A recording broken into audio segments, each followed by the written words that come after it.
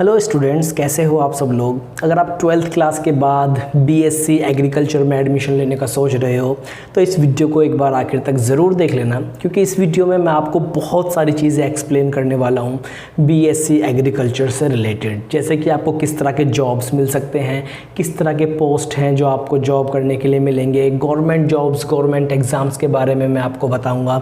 मैं आपको कुछ प्राइवेट कंपनीज़ के बारे में बताऊँगा जो जॉब्स देती हैं एग्रीकल्चर वाले फील्ड में।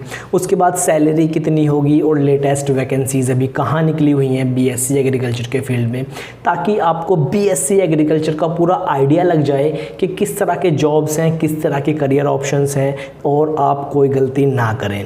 बीएससी एग्रीकल्चर हालांकि एक बहुत इंपॉर्टेंट कोर्स है आज के टाइम में, क्योंकि इंडिया में 70% लोग जो है वो आज भी फार्मिंग करते हैं। तो इंट्रोडक्शन से अगर हम शुरू करें, बीएससी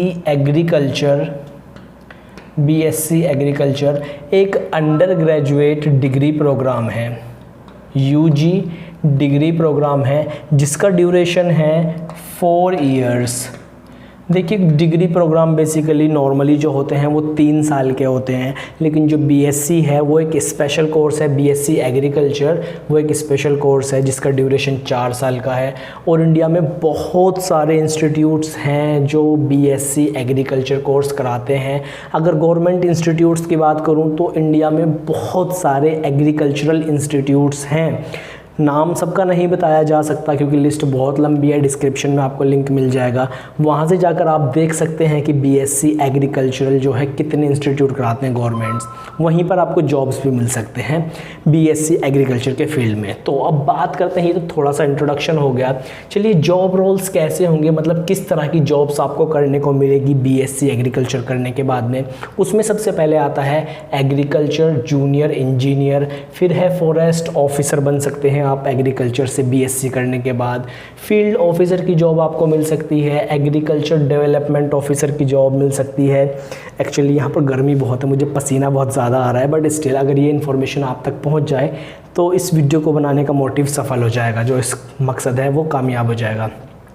उसके बाद रिसर्च लाइन में आप जा सकते हैं बीएससी एग्रीकल्चर करने के बाद। अगर आप नेट जेआरएफ क्वालिफाइड कर लेते हैं, लैब असिस्टेंट की पोस्ट पर आप वर्क कर सकते हैं, और असिस्टेंट प्रोफेसर बनने के लिए आपके लिए ज़रूरी है कि आप क्वालिफाई करें नेट, जिसे कहा जाता है जेआरएफ जूनियर रिसर्च फेलो। इसको करने के बाद आपके पास में बहुत सारी जॉब की अपॉर्चुनिटीज़ आपके सामने ओपन हो जाएंगी। असिस्टेंट प्रोफेसर बनने के लिए नेट अगर आप क्वालिफाई कर लेते हैं तो आपको इजीली असिस्टेंट प्रोफेसर की जॉब मिल जाएगी किसी भी एग्रीकल्चर इंस्टीट्यूट में। इंडिया में बहुत सारे हैं, लंबी लिस्ट है, डिस्क्रिप्शन में जाकर चेक कर लीजिए। चलिए, अब बात करते हैं, ये तो कुछ पोस्ट के बारे में बात हो गई। अब मैं बताता हूँ आपको गवर्नमेंट एग्ज़ाम या फिर गवर्नमेंट जॉब्स किन एग्ज़ाम को पास करने के बाद आपको मिल सकती है एग्रीकल्चर के फील्ड में। देखिए, इंडिया में कुछ बहुत टॉप रैंक जो एग्ज़ाम हैं, जैसे कि यूपीएससी और एसएससी, ये एक एग्ज़ाम कंडक्ट कराते हैं। आईएएस और आईपीएस को अगर हम छोड़ दें तो इनके अलावा ये एक और एग्ज़ाम कंडक्ट कराते हैं जिसका नाम है आईएफएस, यानी कि Indian forest services. Indian forest services में क्या होता है, अगर आप इस एग्ज़ाम को क्वालिफाई कर लेते हैं तो आपको forest officer, field officer, agriculture development officer, इस तरह ऑफिसर्स की पोस्ट मिलती हैं।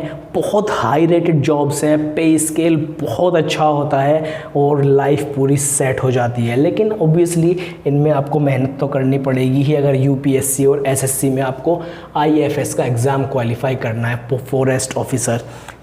ओके, उसके बाद में कुछ और गवर्नमेंट ऑर्गेनाइजेशंस हैं, डिपार्टमेंट्स हैं, जैसे कि ICAR, Indian council of agricultural research. Basically agriculture की जितनी भी वैकेंसीज इंडिया में होती हैं वो इसी डिपार्टमेंट से होकर निकलती हैं, सब Indian council of agricultural research. अभी भी कुछ वैकेंसीज निकली हुई हैं, यहाँ पर मैंने लिखा है, उनके बारे में भी बाद में बात करेंगे। तो ICAR, Indian council of agricultural research, Indian government के अंडर एक डिपार्टमेंट आता है जिसमें कि बहुत सारी वैकेंसीज निकालते हैं ये। उसके बाद कुछ और डिपार्टमेंट हैं, जैसे कि food corporation of India, FCI, इसका नाम भी आपने सुना ही होगा। ये एक एग्ज़ाम कंडक्ट कराते हैं, उसके लिए भी आप बीएससी एग्रीकल्चर करने के बाद एलिजिबल होते हैं और आप जॉब आपको मिल सकती है। फिर है NABARD, national agriculture bank and rural development, कुछ इस तरह करके इसका नाम है। अभी इसमें कुछ वैकेंसीज निकली हुई हैं, उनके बारे में भी बात करेंगे। ये भी बहुत सारी वैकेंसीज़ पर जो है भर्ती कराते रहते हैं।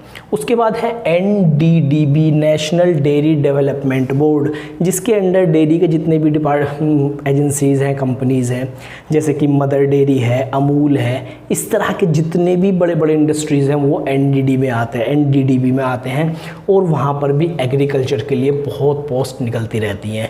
तो ये तो गवर्नमेंट जॉब्स की और एग्ज़ाम्स की बात हो गई। अब बात करते हैं कि इनमें आपको सैलरी कितनी मिलेगी। देखिए, अगर आप कोई भी ग्रुप B कैटेगरी की जॉब क्वालिफाई करते हैं तो आपका सालाना जो पे होगा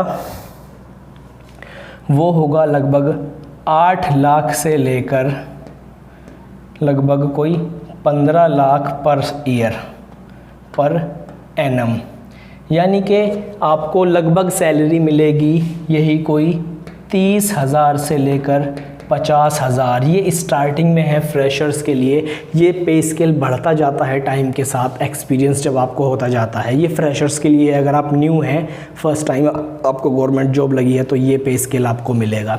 तो काफ़ी अच्छा है ये भी। अगर पर 1 लाख अगर 50,000 भी स्टार्टिंग से शुरुआत हो जाए गवर्नमेंट जॉब में, तो गवर्नमेंट जॉब की सिक्योरिटी तो है ही, प्लस अच्छा आपको पे स्केल भी मिलता है। तो ये गवर्नमेंट जॉब्स की बात हो गई। अब बात करते हैं कुछ प्राइवेट कंपनीज़ की जो जॉब प्रोवाइड कराती हैं BSc एग्रीकल्चर वाले फील्ड में।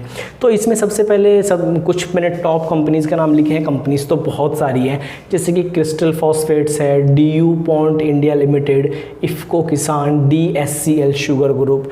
आप इनके बारे में नाम सर्च करके देख सकते हैं, बहुत वैकेंसीज निकले रहते हैं।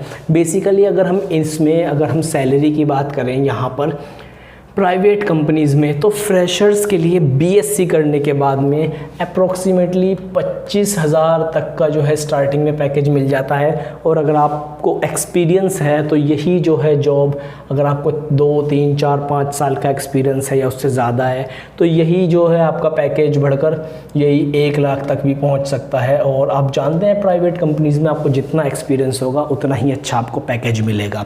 अब बात सैलरी की हो गई। चलिए कुछ थोड़ा सा आपको और बता दूं लेटेस्ट वैकेंसीज़ के बारे में कि एग्रीकल्चर वाले फील्ड में लेटेस्ट वैकेंसीज़ कहाँ निकली हुई हैं, ताकि आपको थोड़ा सा आइडिया लग जाए कि किस तरह की जॉब वैकेंसीज़ हैं, क्या पे स्केल है।